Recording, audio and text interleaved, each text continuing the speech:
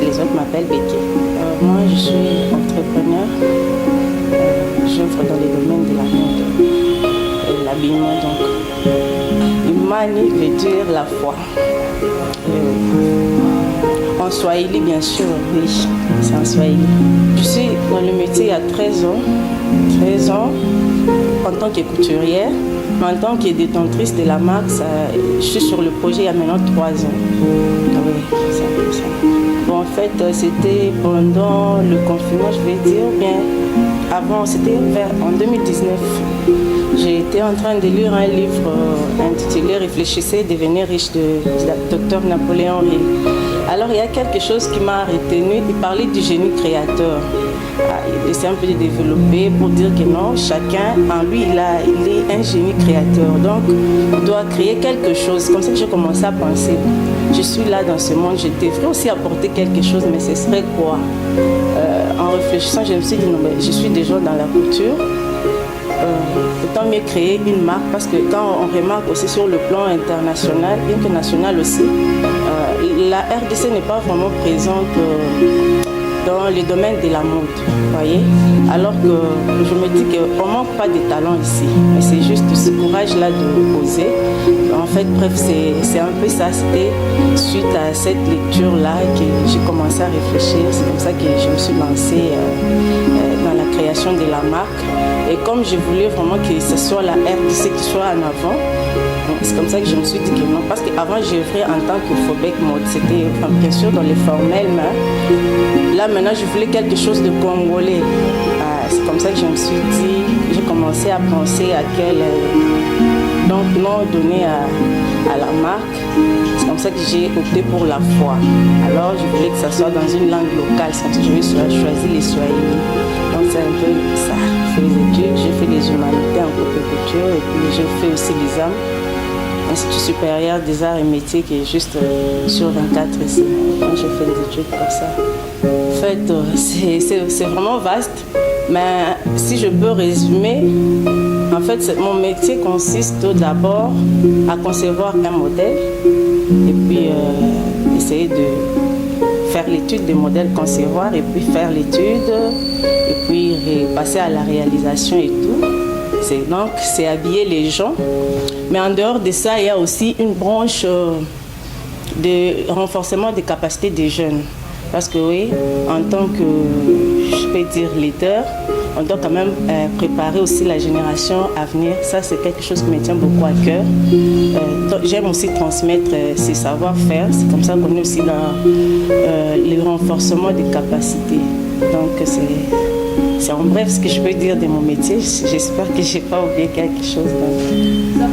Bon, généralement, le temps dépend du modèle, du travail qu'il y a sur le modèle.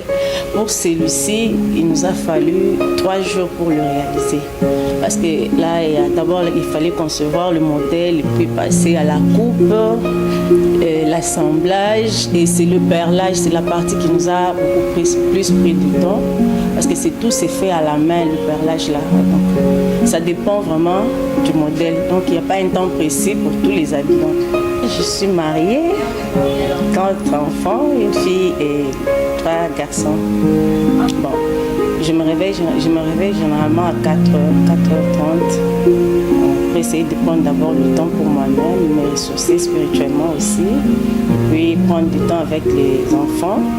Je prends du temps avec ma famille, souvent c'est le matin au réveil donc, et le soir quand je rentre du travail, et beaucoup plus de temps on le passe le week-end, parce que là on est quand même, on travaille pas, oui.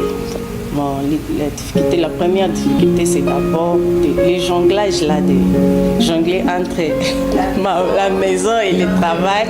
Du fait aussi, parce que j'habite un peu loin, je suis du côté des Lubin, vous voyez déjà la distance, c'est une première difficulté avec les problèmes des embouteillages qu'on a dans la ville. l'autre difficulté, c'est de ne pas vraiment être là des fois quand le travail exige la présence et que les enfants aussi exigent la présence. Ça, c'est vraiment quand même une aussi difficulté qu'on ne doit pas ignorer. C'est un peu ça. Donc, si je peux dire, c'est les jonglages donc, entre les deux. Être une bonne maman et être aussi une bonne entrepreneur, c'est quand même pas vraiment facile. Donc, oui, si c'est un choix pour lui, hein. Je peux dire que je ne peux pas forcer mon enfant, mais s'il décide de le faire, bien sûr, je vais l'encourager parce que c'est un travail qui procure de l'argent, qui procure de l'épanouissement, donc je peux encourager.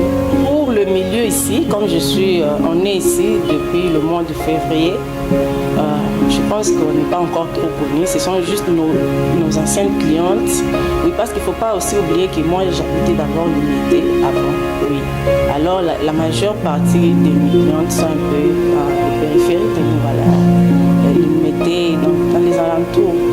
Alors pour moi le fait de déménager jusqu'à Lupin, c'était quand même une longue distance pour elle. C'est comme ça que je devrais choisir aussi avoir un lieu où tout le monde va se retrouver facilement.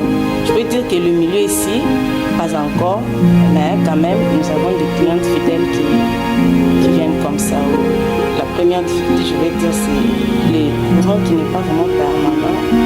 Il y a aussi le manque des fois de matériel, parce qu'il y a des modèles qui exigent peut-être d'autres donc de matériel qui ne sont pas vraiment ici sur place à Kinshasa. C'est une difficulté aussi. Et la gestion des clients compliquée.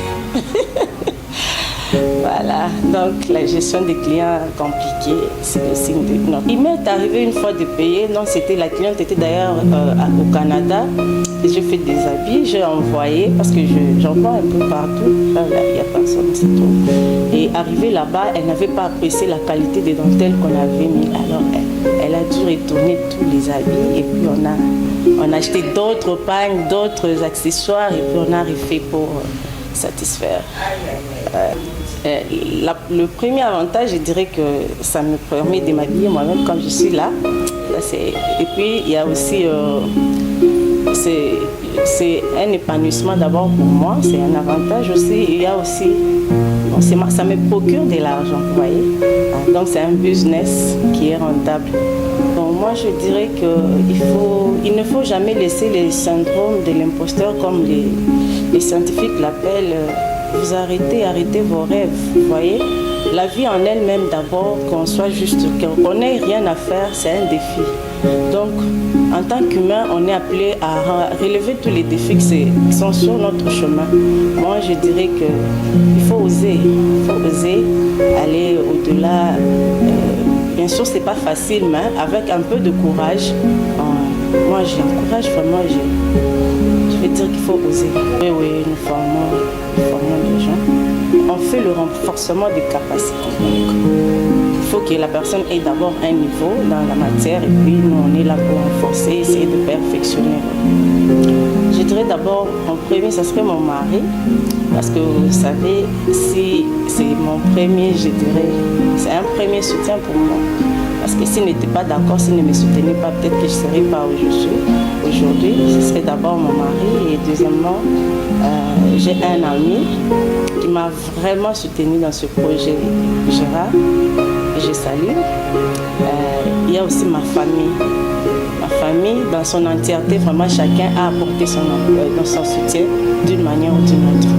Ce sont des gens que j'aimerais vraiment remercier, vraiment de tout cœur, que Dieu les bénisse pour ces soutiens.